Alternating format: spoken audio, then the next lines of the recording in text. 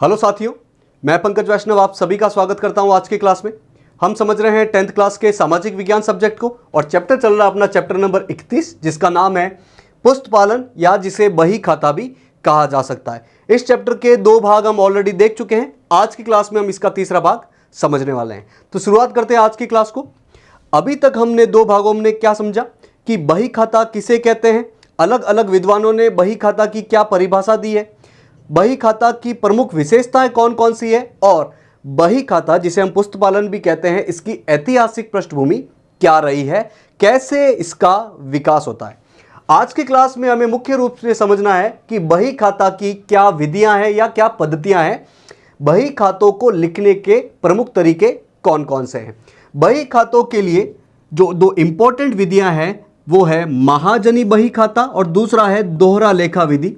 इन दोनों के बारे में हमें डिटेल में देखना है, एक एक करके दोनों के बारे में हम देखते हैं। सबसे पहले अपना महाजनी बही खाता, इसे भारतीय प्रणाली भी कहा जाता है। क्यों? क्योंकि इसका जन्म स्थान अपना प्यारा देश भारतवर्ष है, तो इसे भारतीय प्रणाली भी कहा जाता है। और कुछ लोग इसे भारतीय लेखा पद्धति या फिर देसी लेखा पद्धति भी कहते हैं। इसका जन्म स्थान भारतवर्ष है इसलिए इसे भारतीय लेखा पद्धति या फिर देसी लेखा पद्धति भी कहा जाता है। कौटिल्य या जिन्हें चाणक्य भी कहा जाता है, जो कि मौर्य काल के समय के एक बहुत बड़े विद्वान और एक बहुत बड़े लेखक थे, उनके द्वारा लिखी गई पुस्तक अर्थशास्त्र में भी इसका वर्णन मिलता है। किसका? महाजनी बही खाता का। हमारे देश में बही खाता पद्धति का उपयोग करने वाले व्यावसायिक संस्थान ज्यादा है। हमारे देश में, अपने प्यारे देश भारत में, इस प्रणाली के हिसाब से बही खाता करने वाले व्यावसायिक संस्थान या जिसे इंडस्ट्री कहा जा सकता है, फैक्ट्री कहा जा सकता है, कंपनी कहा जा सकता है, ये लोग ज़्यादा है। इसीलिए इसकी व्यवहारिक उपयोगिता भारत में ज़्यादा है। भारत में इसको उपयोग करने वाले लोग ज़्यादा है, इसलिए भारत में इसकी व्यवहारिक उपयोगिता भी ज़्यादा है। क्योंकि ये प्रणाली जो है वो हर प्रकार की परिस्थिति में और हर प्रकार के व्यवसाय में सटीक बैठी है, इसीलिए ये पद्धति वैज्ञानिक है। भाई कैसी भी परिस्थिति रही हो और कैसा भी व्यवसाय रहा हो, उसमें ये वाली जो प्रणाली है वो सेट बैठी है, सही खरी उतरी है, इसीलिए ये विधि एक वैज्ञानिक विधि है। अब इसकी कुछ प्रमुख विशेषताएं देख लेते हैं कि ये महाजनी बही खाता क्या क्या बात करता है। ये बहुत सरल विधि है, आसान विधि है, ज़्यादा कॉम्प्लिकेटेड नहीं है, इसीलिए एक सामान्य पढ़ा लिखा आदमी भी इसको जल्दी से और आसानी से समझकर यूज कर सकता है। तो चूंकि ये सरल विधि है, एक आसान विधि है, इसलिए एक सामान्य शिक्षित व्यक्ति भी इसका उपयोग सरलता से और शीघ्रता से कर सकता है। साथ ही इस महाजनी बही खाता को भारत की अलग अलग भाषाओं में भी यूज किया जा सकता है, तो ये भारत के हर क्षेत्र में उपयोगी साबित होती है। तो इसमें हिसाब जो है वो अलग अलग भारतीय भाषाओं में भी किया जा सकता है। इसमें खर्च कम आता है। महाजनी बही खाते का उपयोग करने के लिए खर्च कम आता है। क्यों?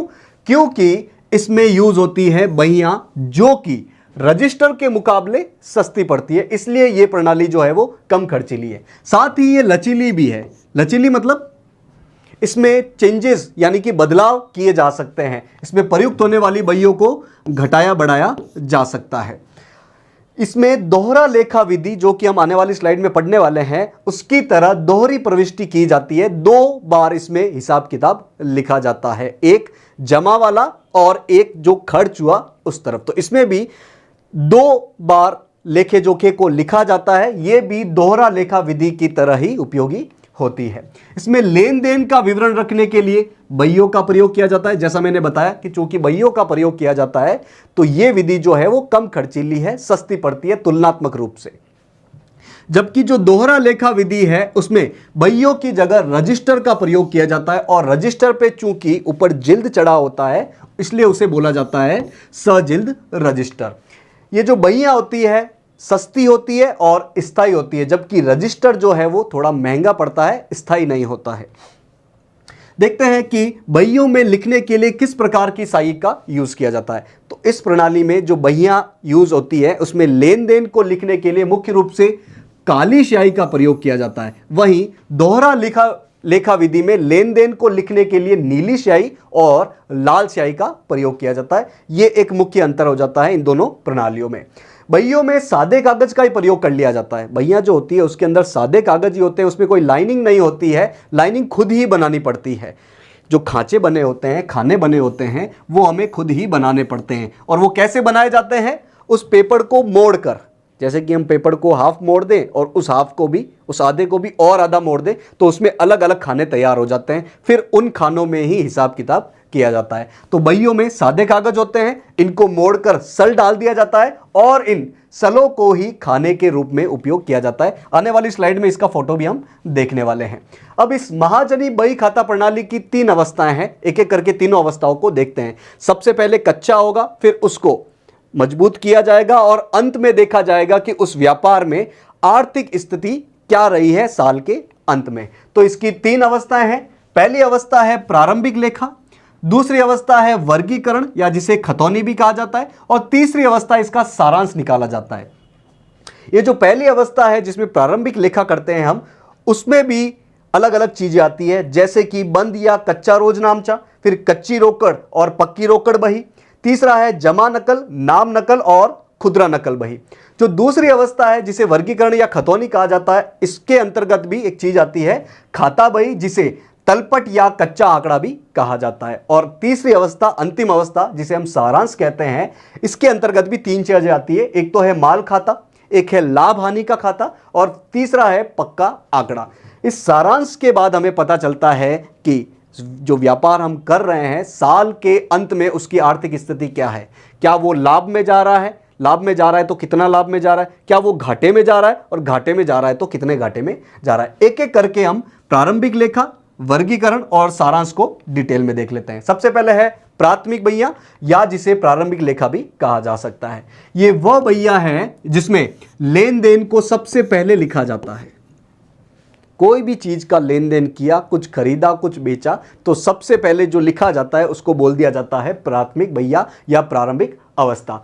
इसमें व्यापार की स्थिति के अनुसार इनकी संख्या कम या ज्यादा की जा सकती है। इनकी संख्या को हम कम ज्यादा कर सकते हैं। हमने बताया था कि ये जो प्रणाली है महाजनी बही खाता, वो एक तरीके से लचीली प्रणाली है, इसमें कम ज्यादा चीजें की जा सकती है। इसके अंतर्गत मुख्य बहियां कौन कौन सी है? कच्चा रोजनामचा, कच्ची रोकड़ बही, पक्की रोकड़ बही और नकल बहियां। ये प्रारंभिक अवस्था है महाजनी बही खाता की।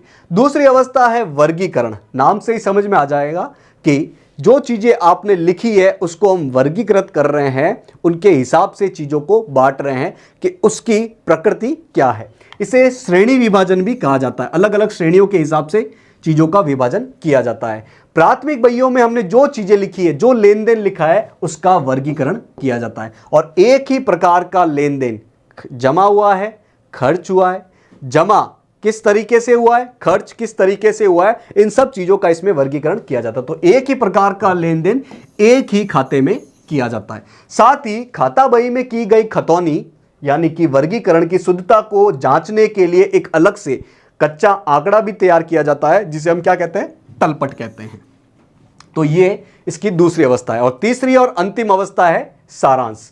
भाई खातों का आपने वर्गीकरण कर दिया, उसका कच्चा आंकड़ा बना दिया, क्या ये चीजें कर देने से ही अपने व्यापार का उद्देश्य पूरा हो जाता है? नहीं। व्यापार का उद्देश्य, हमने पिछले चैप्टर में देखा था कि व्यापार का मुख्य उद्देश्य होता है लाभ कमाना। तो इस सारांश में यह देखा जाता है कि हमने ये जो भी लेखा जोखा किया है, हमने जो भी व्यापार किया है, क्या वो लाभ में गया है या घाटे में गया है? लाभ हुआ है तो कितना हुआ है, घाटा हुआ है तो कितना हुआ है। तो इसका मुख्य उद्देश्य जो है वो साल के अंत में व्यापार की आर्थिक स्थिति ज्ञात करना। ये जो लेखा जोखा कर रहे हो उसका मेन उद्देश्य है कि अब जो व्यापार कर रहे हैं, जो हम काम कर रहे हैं, उसमें लाभ हुआ कि नहीं हुआ है। इसलिए अंतिम सारांश के लेखे तैयार किए जाते हैं ताकि व्यापार की आर्थिक स्थिति पता चल सके। अब इस महाजनी बही खाता के आधारभूत सिद्धांत देख लेते हैं कि ये महाजनी बही खाता मुख्य रूप से किस सिद्धांत पर काम करता है। ये जो महाजनी बही खाता है वो दोहरा लेखा विधि की तरह ही दोहरा लेन देन पे आधारित है। तो महाजनी बही खाता पद्धति का जो आधारभूत सिद्धांत है वो है दोहरा लेखा। मतलब आप जो भी लेन देन कर रहे हो उससे 2 खाते प्रभावित होते हैं। एक तो देने वाले का खाता और एक है पाने वाले का खाता। सामान का लेन देन करते हैं तो जो दे रहा है वो देने वाले के खाते के अंतर्गत आ जाएगा, और जो उस सामान को पा रहा है या उस पैसे को पा रहा है वो लेने वाले के खाते के अंतर्गत आ जाएगा। एग्जाम्पल के रूप में समझते हैं, एक व्यक्ति है अभिमन्यु, अभिमन्यु ने दूसरे व्यक्ति प्रताप से कुछ 500 रुपए का माल उधार लिया। यहां पर एक रुपए आ रहे हैं, एक माल आ रहा है और दो व्यक्ति है, तो इससे दो खाते प्रभावित हुए। एक तो माल खाता, ये जो माल गया है, आपके पास मान लीजिए आपकी दुकान है, उसमें माल पड़ा है, तो वो माल जो खत्म हो रहा है आपकी दुकान से, क्योंकि आप बेच रहे हो उसे, तो माल खाते में भी कुछ परिवर्तन होगा कि इतना सामान चला गया है। और दूसरा है प्रताप का खाता, कि हाँ कौन ले गया, ये व्यक्ति प्रताप नामक व्यक्ति ले गया है उधारी पे। तो इसमें भी दोहरे प्रणाली के आधार पर दोहरा लेन देन होता है। दो तरीके से इसमें चीजों को लिखा जाता है, एक तो माल का खाता और एक उस व्यक्ति का खाता। ये इस बही खाते के पन्ने का एक रेखीकरण है कि उसका पन्ना हमें दिखता कैसे है। इसमें 6 खाने दिखेंगे, 1 2 3 4 5 6। 6 में से जो स्टार्टिंग वाले 3 है, शुरुआत वाले 3 है, जो कि अपने बाएं हाथ में है, वो जमा खाता बताएगा, और जो पीछे वाले या यूं कहे दाएं हाथ पे जो खाने हैं वो नामकरण बताएगा। जमा खाता और एक है नाम खाता। टोटल खाने हमें कितने मिलेंगे? 6 खाने। तो इस बही के पन्ने का एक रेखीकरण हमें बताया गया है। तो महाजनी बही खाता के बारे में जितनी भी बेसिक बातें थी हमने देख ली। अब आते हैं पाठगत प्रश्न पे। पाठगत प्रश्न मतलब पाठ के बीच में जो क्वेश्चन पूछे गए हैं, जो अभी चीजें हमने पढ़ी है उसी पर आधारित ये आसान से क्वेश्चन है। तो क्वेश्चन नंबर 7 से शुरुआत करते हैं। ये क्वेश्चन नंबर 7 से कैसे शुरुआत हो गई है? क्योंकि क्वेश्चन नंबर 6 तक अभी हम 2 भागों में देख चुके हैं। तो क्वेश्चन नंबर 7 पूछा जा रहा है, महाजनी बही खाता का अन्य नाम बताओ। हमने महाजनी बही खाता के मुख्य रूप से 2 नाम देखे, एक तो है भारतीय लेखापत्ति और दूसरा है देसी लेखापत्ति।